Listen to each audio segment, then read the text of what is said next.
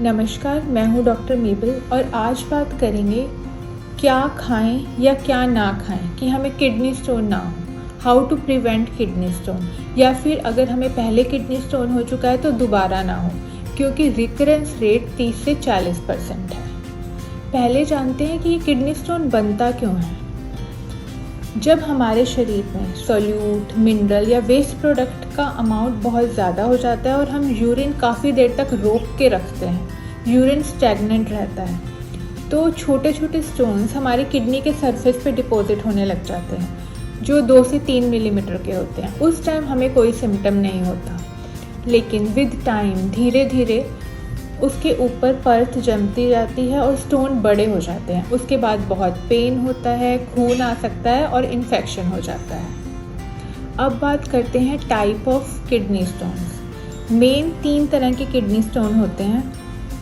पहला आता है calcium oxalate, uric acid stone, और तीसरा आता है कैल्शियम फॉस्फेट स्टोन, जिसमें से मोस्ट कॉमन है कैल्शियम ऑक्सलेट। अब यहाँ पे एक बहुत ही इंटरेस्टिंग फैक्ट है जो आपका जानना बेहद ज़रूरी है, क्योंकि ज़्यादातर स्टोन्स में कैल्शियम होता है। हमें ये लगता है कि अगर हम कैल्शियम कम लेंगे तो हो सकता है हमारे स्टोन ना बने, लेकिन रियलिटी में इससे बिल्कुल उल्टा है।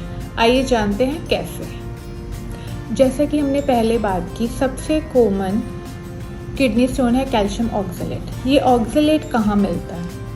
हरी पत्तेदार सब्जियाँ, मेनली पालक में, नट्स में बादाम, काजू, मूंगफली, सीड्स, अलसी के सीड्स, उसके अलावा सोयाबीन, कोका पाउडर, चॉकलेट, ज़्यादा विटामिन सी सप्लीमेंट्स लेने।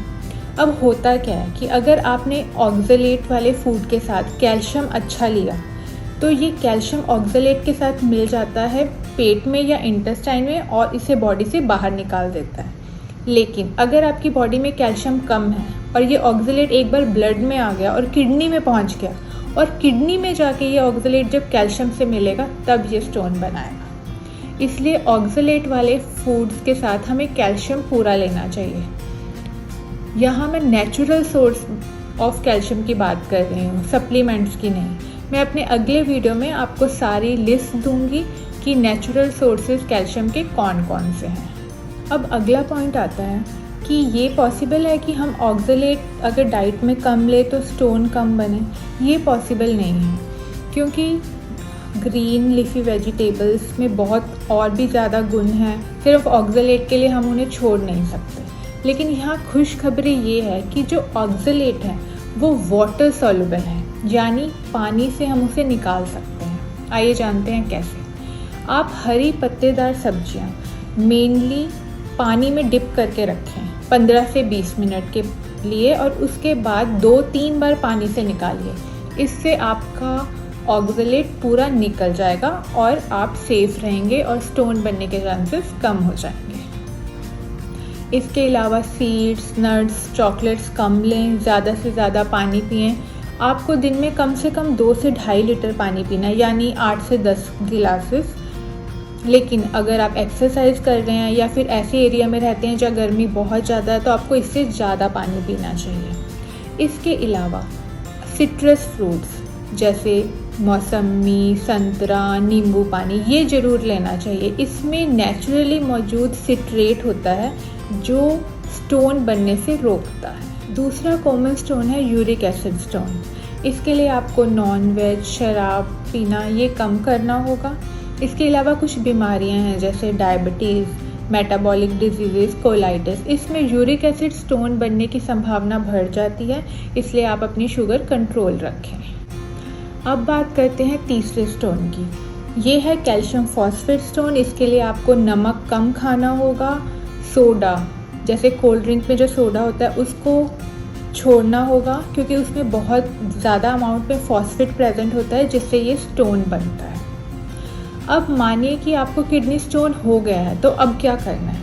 अगर ये स्टोन बहुत बड़ा नहीं है तो एकदम ऑपरेशन के लिए ना जाएं। पहले एक छोटी सी ट्रिक यूज़ कीजिए 2-3 दिन। एक मेडिसिन होती है एंटी स्पाज्मोटिक ड्रग्स, जो पेट दर्द में यूज़ होती है, वो 2-3 दिन यूज़ करके देखिए। कई बार क्या होता है, उससे यूरेटस डायलेट हो जाते हैं और उस टाइम अगर आप बहुत ज़्यादा पानी पी रहे होते हैं तो ये छोटे स्टोन अपने आप ही निकल जाते हैं।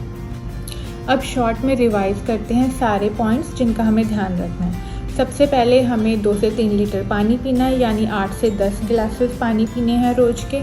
एनिमल प्रोटीन अवॉइड करना है, यानी मछली, चिकन, मटन, बीफ, अंडा।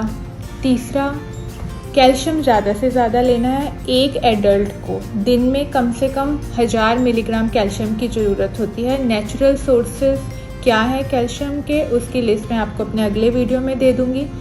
कैल्शियम की एब्जॉर्प्शन के लिए विटामिन डी भी बहुत ज़रूरी है। इसके लिए ज़रूरी है कि आप आधे से 1 घंटा धूप में बैठें, या फिर अगर आप ऐसे एरिया में रहते हैं जहाँ धूप नहीं है तो आपको विटामिन D3 सप्लीमेंट लेने की ज़रूरत है।